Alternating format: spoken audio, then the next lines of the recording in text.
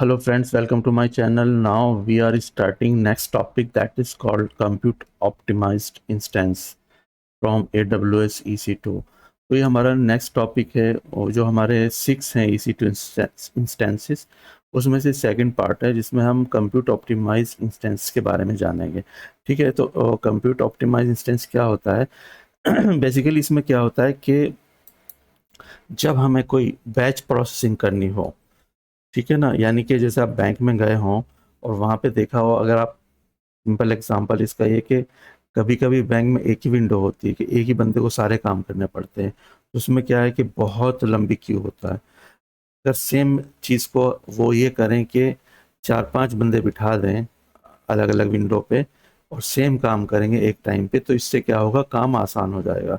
तो इसी तरह के अगर ऐसी कोई हमें परफॉर्मेंस करनी है कि जिसपे हम नंबर ऑफ वो क्या कहते हैं प्रोसेस को बढ़ा देंगे, और ऐसी कंडीशन में हमें सीपीयू ज़्यादा चाहिए होता है कि जिससे हमारा आउटपुट आसानी से मिल जाए। यानी कि जैसे आपने देखा होगा कि जब कभी कभी जब जैसे हम शॉपिंग करते हैं तो आपने देखा होगा कि ज़्यादा कस्टमर आ जाते हैं फेस्टिव सीजन में। तो ऐसी कंडीशन में क्या होता है कि हिट ज़्यादा आते हैं साइट पे, तो उसकी परफॉर्मेंस बढ़ानी पड़ती है। तो ऐसी कंडीशन में क्या होता है कि जब आउटपुट इमीडिएट देना होता है तो हमें अपने सीपीयू को बढ़ाना पड़ता है। इसकी एक डेफिनेशन देखिए आप, क्या है, compute optimize instances that is use batch processing when number of processing at once, यानी कि जब ये नंबर ऑफ प्रोसेसिंग एक टाइम में होनी चाहिए, are ideal for computer based applications that benefit from high performance processors. ठीक है ना, तो ये एक डेफिनेशन दी है। दूसरी डेफिनेशन इसमें ये है, compute optimized instances are EC2 servers that provide high CPU power for applications requiring fast processing and heavy calculations. ठीक है ना, कि जब हमें फास्ट प्रोसेसिंग चाहिए हो हैवी कैलकुलेशन में, तो हम क्या करते हैं, EC2 इंस्टेंस का कंप्यूट ऑप्टिमाइज को यूज़ करते हैं। यानी कि वहाँ पे जब हम अपना CPU सर्वर, अपना वर्चुअल सर्वर डिज़ाइन करते हैं, तो वहाँ पे हम कंप्यूट बेस्ड ऑप्टिमाइज को सेलेक्ट करते हैं। हम करके दिखाएंगे आपको, डोंट वरी। ठीक है ना, तो there are 3 types of, okay, there are 2 types, no, basically there are three types, C4, C5 and C3. Basically C3 are using previously, so we are not mentioned here, so we are just giving the 2 things, first C4 and second one C5. So now go for the C4. C4 instance are used for compute intensive workload and deliver very cost effective high performance at low price पर compute ratio. मतलब ये है कि जब हमें high performance का workload हो, यानी कि एक इंटेंसिव वर्कलोड, यानी कि इमीडिएट नंबर ऑफ इनपुट्स को नंबर ऑफ आउटपुट में जवाब देना हो, तो और उसकी कॉस्ट भी कम हो, तो ऐसी कंडीशन में हम C4 का यूज़ करते हैं। यानी हम जब हम अपना सर्वर बनाएंगे तो कंप्यूट बेस में हमें C4 सेलेक्ट करना है, सिंपल भाषा में ये है। तो इसका आप देखिए कॉन्फ़िगरेशन क्या है। इसमें वर्चुअल CPU इसमें जो है ना 2 से स्टार्ट है, 2 गीगाहर्ट्ज़ से लेके 36 गीगाहर्ट्ज़ तक का ले सकते हैं CPU। रैम इसमें रहेगी हमारी 3.75 से स्टार्ट है और 60 GB तक की। स्टोरेज हमारा EBS रहेगा, elastic block storage, and network bandwidth रहेगी हमारी 10 Gbps। ठीक है, और यूज़ केसेस इसमें क्या है, वेब सर्वर है। कहाँ हम इसको यूज़ करते हैं, जब हम कोई वेब एप्लीकेशंस के लिए चाहिए हो बैच प्रोसेसिंग की चाहिए, यानी कि number of request can accept and give the output immediately for the whole the input.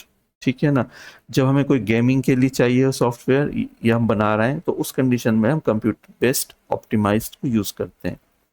ठीक, दूसरा हमारा होता है C5 इंस्टेंसेस। C5 क्या है, थोड़ा सा फर्क है, ज़्यादा फर्क नहीं है C4 C5 में। और C3 हम पहले यूज़ करते थे, अब यूज़ नहीं करते तो इसलिए मैंने इसमें बताया नहीं आपको। तो C5 are optimize for compute intensive workload and deliver cost effective high performance at a low price per compute ratio. ठीक है ना, यानी कि सेम डेफिनेशन है, थोड़ा सा फर्क है। इसमें क्या है कि इसमें हमारा वर्चुअल सीपी, इसमें हम क्या है, powered by AWS Nitro system type of hypervisor. ये AWS का नेटो सिस्टम है, एक तरह का हाइपरवाइजर नया आया है, ठीक है ना, जो रिक्वायरमेंट के अकॉर्डिंग यूज करते हैं, जिसमें वो क्या कहते हैं, आपका सीपीयू बैलेंस्ड रहता है और आपका रैम होता है। ठीक है, तो अब वर्चुअल सीपीयू में आप ये देखिए कि हमारा जो स्टार्ट हो रहा है 2 गीगाहर्ट्ज से लेके 72, और इसमें रैम जो होगी स्टार्ट 4 GB से लेके 192 GB तक की। इसमें नेटवर्क बैंडविड्थ जो रहेगा हमारा अप टू 25 Gbps। इसका जो स्टोरेज है हमारा EBS है और NVE SSD है। उसमें हमारे C4 में SSD नहीं था, ठीक है, सिर्फ EBS था। तो इसमें थोड़ा सा बढ़ा दिया गया है, और कॉस्ट भी तो बढ़ गई होगी जैसे बढ़ाया है तो इन्होंने। ठीक है ना, हमें जब अपना सर्वर डिज़ाइन करना होता है ना, सब कुछ देखना पड़ता है, उसकी रैम भी देखनी पड़ती है, उसका वर्चुअल CPU भी देखना पड़ता है, उसका सॉफ्टवेयर भी देखना पड़ता है, कौन सा हम सर्वर ले रहे हैं, विंडोज़ ले रहे हैं या लाइनक्स ले रहे हैं। और हमें ये भी देखना पड़ता है कि हम किस काम के लिए अपना सर्वर डिज़ाइन कर रहे हैं। ठीक है, और फिर ये भी देखना पड़ता है कि हमारी कॉस्ट ज़्यादा ना हो। ठीक है ना, तो कंपनी को कॉस्ट भी तो मेंटेन करना पड़ता है। तो ये सारी चीज़ को देख के ही हम अपना वर्चुअल सर्वर डिज़ाइन करते हैं। और कहाँ कहाँ यूज़ होता है, हाई परफॉर्मेंस वेब सर्वर्स, जहाँ पे हमें हाई परफॉर्मेंस वेब सर्वर्स चाहिए होते हैं, जैसे हमारा E-कॉमर्स वेबसाइट है।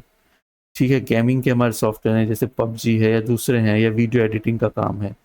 तो ऐसी कंडीशन में हम C5 का यूज़ करते हैं। तो आज हमने क्या किया है ना, कंप्यूट ऑप्टिमाइज का बताया है। ठीक है ना, तो हमारा दूसरा पार्ट था EC2 इंस्टेंसेस का। ठीक है, तो ये ज़्यादा थ्योरेटिकल पार्ट है। जब इसको आप करेंगे ना, जब सर्वर डिज़ाइन करेंगे, तो जब समझ में आएगा कैसे हम अपने सर्वर को डिज़ाइन करते हैं। आपको कुछ नहीं करना, वहाँ पे जाके सिर्फ कन्फिगर करना है। ठीक है, ये तो थ्योरी इसलिए बताई जा रही है कि समझ में आए कि C4 क्या है, कंप्यूट ऑप्टिमाइज क्या है आपका। ठीक है ना, तो ये चीज़ें हैं। अगर आपको समझ में नहीं आया तो आप कमेंट बॉक्स में लिख सकते हैं। धन्यवाद।